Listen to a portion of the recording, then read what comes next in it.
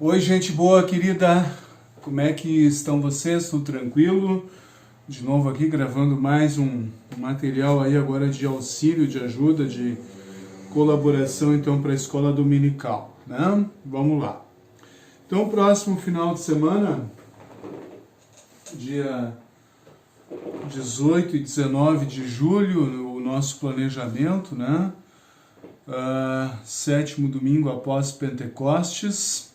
Então, no nosso planejamento tem aqui a história do rei Josias, segundo Reis 22 e 23, é o texto, e eu confesso que não sei o que eu escrevi aqui.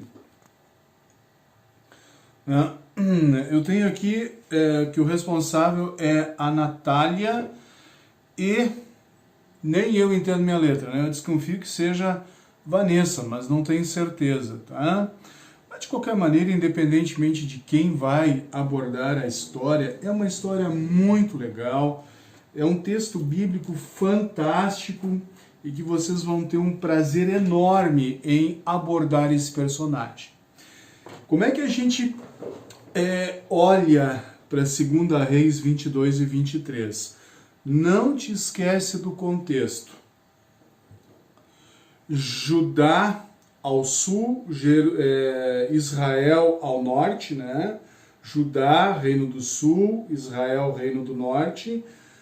Israel já foi para o pau, os assírios já invadiram, e eles estavam tentando invadir a cidade de Jerusalém, que era a capital do reino do sul. Eles não conseguiram. Nesse meio tempo vai surgir este personagem que é central aqui na nossa análise, Josias. Esse cara ele é muito importante e eu vou demonstrar por quê. Mas antes da gente entrar no texto propriamente dito, eu vou aqui fazer uso, por exemplo, da Dona Hilda. Dona Hilda, responda para nós, por favor,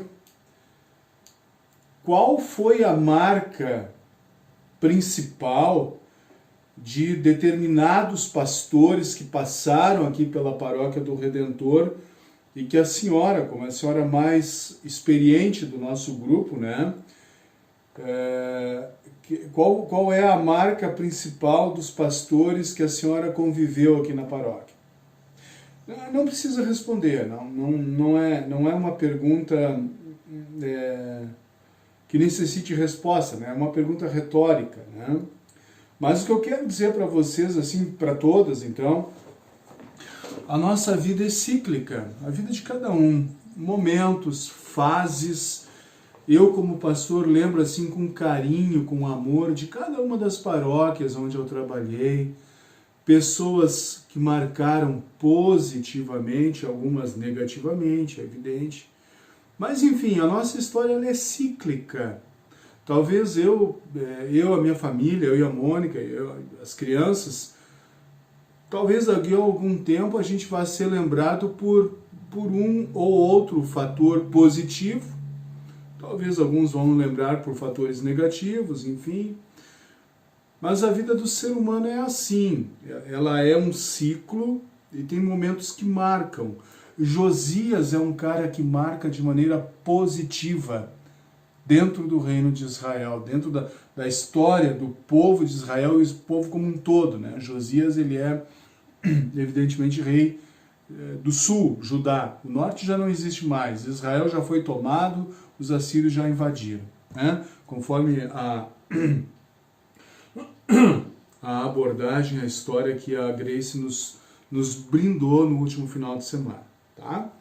Então, Josias, ele é um cara bom, ele é um cara bom, né? Ele é um rei fiel, ele é um rei dedicado, é um rei que vai fazer muita coisa interessante e vai deixar a sua marca positiva no reino de Judá, certo?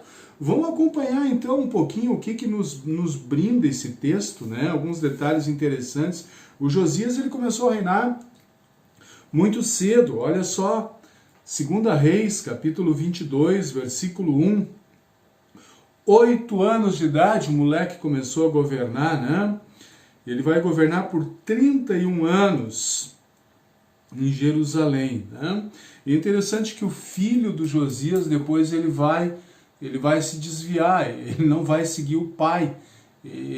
Enquanto o pai é fiel, dedicado, o filho do Josias vai se afastar, né? Vai seguir toda aquela herança negativa que existia dentro da história dos israelitas, né? Mas o que tudo vai acontecer? Vamos imaginar assim, nós temos o nosso templo, a nossa igreja aqui, Comunidade do Redentor, ok? O que caracteriza o altar da Igreja do Redentor? Vão pensando nisso. O que compõe o todo, o altar, os elementos de adoração? Há respeito pelas coisas de Deus? Há respeito pelo sacramento do batismo, da Santa Ceia, que são sacramentos instituídos por Jesus? A resposta é óbvia, sim, há respeito. E esse é o ponto que eu quero fazer de referência em relação ao contexto em que viveu Josias. Não havia este respeito pelas coisas de Deus no Templo de Jerusalém. E aqui vocês vão conseguir entender os detalhes, então, que envolvem isso, né? Por exemplo, gente, olha só, eu vou adiantar um pouquinho aqui o texto em si, mas tem a ver com o que eu estou pensando, tá? Olha em 2 Reis, capítulo 23, ali no versículo 6. Versículo 6 vai dizer assim, ele, Josias, ele é o objeto, né? 23:1, o rei Josias ordenou, e aí segue, 23:6, ele retirou do templo o poste da deusa Azerá e o levou para fora da cidade, para o vale de Cedron, ali queimou e fez virar cinza, espalhou no cemitério público. Olha o 7. Ele destruiu os quartos do templo onde ficavam os prostitutos. Cara, prostituição praticada dentro do templo de Jerusalém. Tu já conseguiu imaginar a dimensão desse negócio? E se vocês voltarem um pouquinho antes, no versículo 4, olhem ali, o Josias, ele vai ordenar então que fossem retirados para fora do templo todos os objetos usados na adoração do deus Baal, da deusa Azerá e das estrelas. Vocês já conseguiriam imaginar, vocês conseguem fazer esse exercício mental e imaginar o templo da Comunidade do Redentor recheado de ídolos, imagens, de objetos de adoração totalmente distantes, não permitidos por Deus? Essa era a realidade do povo de Israel. Vejam o tamanho do afastamento que esse povo, o povo escolhido, o povo que viveu momentos áureos com Davi e Salomão, mas que gradativamente foi se afastando dos caminhos do Senhor, a ponto de colocar no templo construído por Salomão objetos, ídolos, imagens de deuses pagãos, cara. É essa a prática que está existindo dentro da religião de Israel. Então, quando a gente percebe assim, você foi muito feliz, Grace, na sua história, né? O Reino do Norte foi dizimado, foi aniquilado porque se afastou de Deus. O Reino do Sul também vai sofrer isso. Mesmo com Josias, o castigo e a ira divina vão dar esse caráter indelével de destruição ao Reino de Judá, ao Reino do Sul. Mas nesse tumulto todo, o Josias ele surge como alguém fiel, alguém dedicado, alguém que se preocupa de fato com o ser igreja do Senhor Deus Todo-Poderoso. É isso que o Josias vai fazer. Ele vai promulgar uma reforma religiosa. E aqui talvez a gente até poderia fazer uma analogia com Martinho Lutero, né? O que Lutero, lá em 1517, quando ele escreve e publica as 95 teses, o que ele quer? Ele quer reformar a sua igreja. Ele quer retirar a impureza, a sujeira que havia sido impregnada ao longo do tempo a Igreja Católica de Roma, a Igreja Romana. O Josias, ele tem esse propósito. E a partir do que ele faz isso? A partir da descoberta do Ilquias, né, o nome do cidadão ali, a partir deste grande sacerdote, então, que vai descobrir o quê? O livro da lei, né? O que é o livro da lei?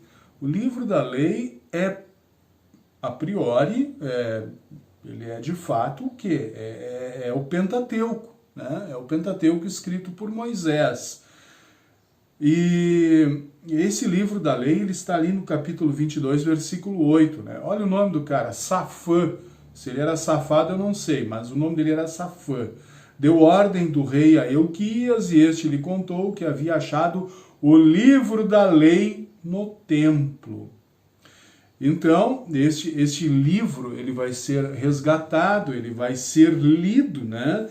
E a partir da leitura, da compreensão, então, vai vir a reforma religiosa promovida por Josias. O Josias, ele vai se impressionar com o relato bíblico, e aí ele vai ordenar, então, a limpeza do templo, né? A consagração do templo ao Deus de Abraão, Deus de Isaac, Deus de Jacó, né? Não Jagó. Olhem só, capítulo 23, versículo 8. O rei Josias levou para Jerusalém os sacerdotes que estavam nas cidades de Judá, por todo o país, desde Geba até Berseba. Ele profanou os altares onde esses sacerdotes haviam oferecido sacrifícios. O rei também, aqui vem o ponto, derrubou os altares dedicados aos demônios do deserto. Povo de Israel, povo escolhido por Deus, adorando os demônios do deserto. Claro que isso vem da influência cananeia, né, dos povos cananeus. A idolatria dos povos cananeus, ela exerceu influência sobre a religião de Israel, a ponto dos israelitas permitirem que elementos dessa religiosidade pagã fossem colocadas dentro do templo. É contra isso que Josias vai se revoltar. De novo, eu volto àquela figura retórica. Imaginem vocês, procurem praticar esse exercício mental. O templo da comunidade do Redentor, recheado de elementos pagãos, imagens, ídolos e tudo mais que configure uma religião totalmente distorcida da religião verdadeira ao Deus de Abraão, Deus de Isaac, Deus de Jacó. É essa a realidade que Josias vai enfrentar e ele vai lutar contra, né? E o Josias vai ir além, né? Ele vai também, se vocês olharem nesse capítulo 23, olhem a dimensão da maldade do povo de Israel no versículo 10. 23, 2 Reis 23, 10. O rei Josias também profanou Tofete, um lugar pagão de adoração, que ficava no vale de Rinom, para que ninguém queimasse o seu filho ou filha como sacrifício ao deus Moloque, nojento deus Moloque, que exigia o quê? Segundo a crença, o sacrifício, a morte de filho ou filha. Você já pensou nisso? O tamanho da maldade desse povo que sacrificavam o próprio filho, né? Em honra a esse deus Moloque. Pois é. O que o Josias ele vai acabar fazendo, né? Ele vai cumprir uma profecia escrita 300 anos antes. 300 anos antes. E essa profecia ela está no versículo 16, 2 Reis 23, 16. Essa profecia, escrita 300 anos antes, isso está lá em 1 Reis 13. A nota de rodapé da NTLH ela vai levar você a olhar, então, originalmente, né, a profecia lá em 1 Reis 13, 1 a 3, que se cumpre agora com o profeta, com o rei Josias. Então Josias olhou em redor e viu algumas sepulturas ali no morro. Mandou que tirassem delas os ossos e os queimou sobre o altar. Dessa maneira ele profanou o altar, fazendo aquilo que o profeta tinha dito que ia acontecer. Isso há muito tempo, 300 anos antes, quando o rei Jeroboão estava perto do altar durante uma festa. O rei Josias olhou em redor e viu a sepultura do profeta que havia feito aquela profecia, né? Jeroboão, quem é? Ele é o primeiro rei do Reino do Norte, ele é o primeiro rei de Israel do Norte, 1 Reis 12, né? Isso está lá registrado, tá? O rei Josias, ele foi além. Olhem o versículo 19 e 20. Aliás, todos esses dois capítulos, eles são fundamentais na leitura e na compreensão. A partir do 19, leio eu, digo assim: em todas as cidades de Israel, Josias derrubou todos os lugares pagãos de adoração que haviam sido construídos pelos reis de Israel e que haviam provocado a ira do Senhor. Com todos esses altares, ele fez aquilo que havia feito em Betel. A referência sempre a Betel. Betel é do Reino do Norte, né? É como se fizesse uma referência àquilo que não prestasse, aquilo que já fora destruído. Lembra? O Reino do Norte já não existe mais, ele já foi tomado pelos assírios. Então, para dar esse caráter de invalidez, de não preciosidade, ele vai se referir a Betel, né? Betel como aquilo que não presta. E também mandou matar 20, e também matou todos os sacerdotes pagãos sobre os altares onde eles haviam oferecido sacrifícios e queimou ossos de gente em todos os altares. Ou seja, fez uma limpa, né? Depois voltou para Jerusalém. E para fechar esse bate-papo aqui, olha só a reestruturação da festa da Páscoa a partir do versículo 21 até o 27, né? O Josias, ele é responsável por voltar, por retomar aquela festividade importante, a festa da Páscoa, e aí você cuida só para não fazer confusão. Festa dos pães sem fermento, a festa dos tabernáculos e a festa da colheita. A festa da Páscoa, ela está inserida lá no primeiro dessas três grandes festas, né? O jantar da Páscoa, ele é relativo à festa dos pães sem fermento. Olhem só no versículo 22, desde a época em que os juízes governavam o país, nunca havia sido feita uma festa da Páscoa como essa, por nenhum dos reis de Israel ou de Judá. Vejam a importância da obra de Josias, né?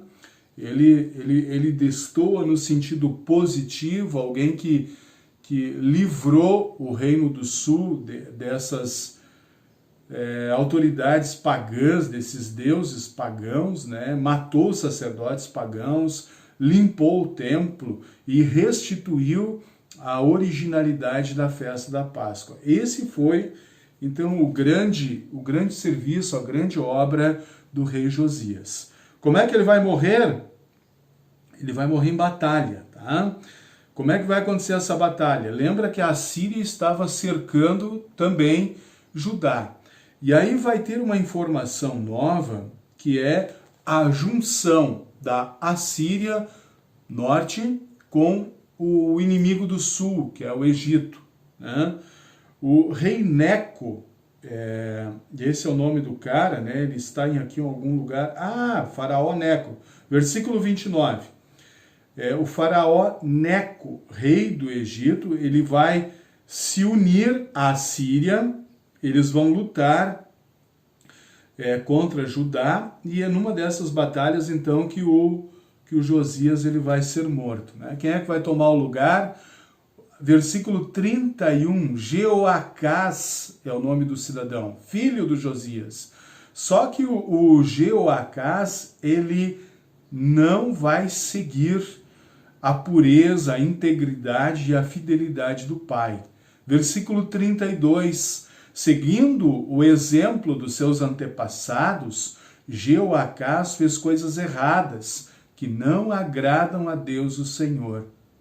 O seu reinado acabou quando o rei Neco mandou prendê-lo em Ribla, na terra de Ramate, e obrigou o povo de Judá a entregar 3.400 quilos de prata e 34 quilos de ouro. Veja, Judá ele está perdendo seu poder econômico, e em seguida vai acontecer, a gente já vai ver isso logo mais, né?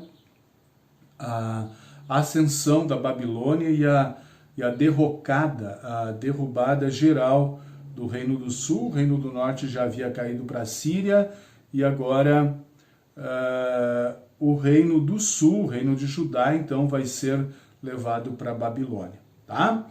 Rei Josias,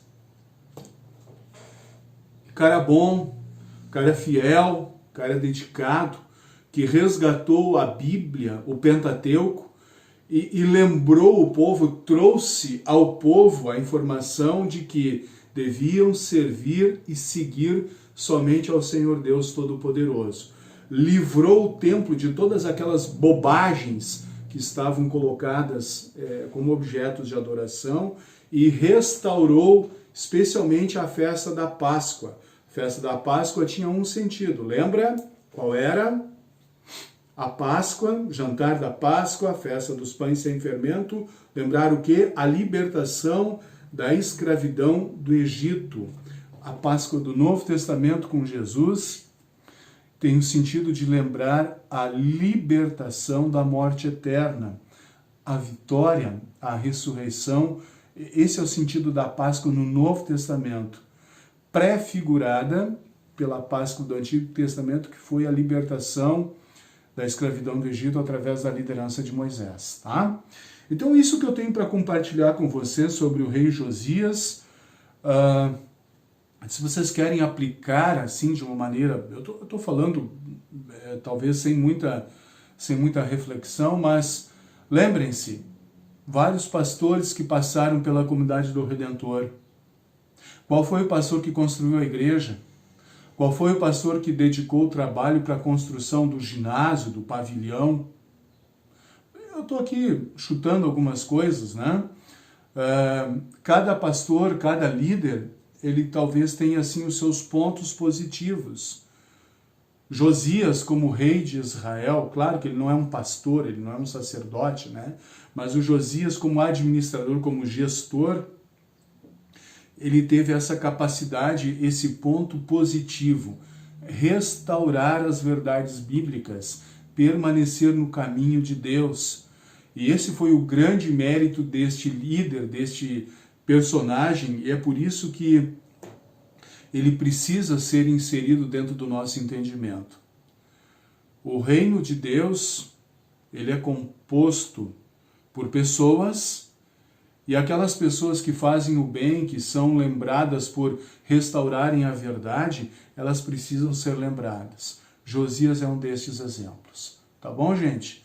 Qualquer dúvida, qualquer manifestação, pergunta, enfim, peçam, mandem, que a gente procura sempre responder. Se vocês mandarem sexta-feira as perguntas, as dúvidas, fica um pouco mais difícil do pastor responder ali sexta-feira de noite. Não dá.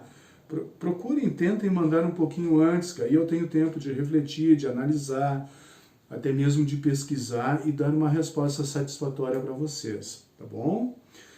Eu vou sugerir e vou colocar no grupo das professoras o material que eu acabei de editar para o 3º ano do ensino confirmatório, sobre o catecismo. Não propriamente a parte final da aula, que é uma releitura, uma redescoberta, né? Uma revisão sobre 1º e 2º mandamentos, não, especificamente não é isso, mas a parte inicial, onde eu trato sobre a história, especialmente a história do pastor Schwan, né, que é o responsável por fazer aquelas perguntas e respostas do catecismo, que às vezes a gente nem sabe quem foi esse cara, né? Às vezes a gente acha que é de Lutero e não é de Lutero, é desse cara, desse pastor, tá? Leiam, ou melhor, assistam esse vídeo que eu também vou colocar para vocês em anexo aí no grupo das professoras, tá bom, gente? Grande abraço, boa semana, Deus os guarde.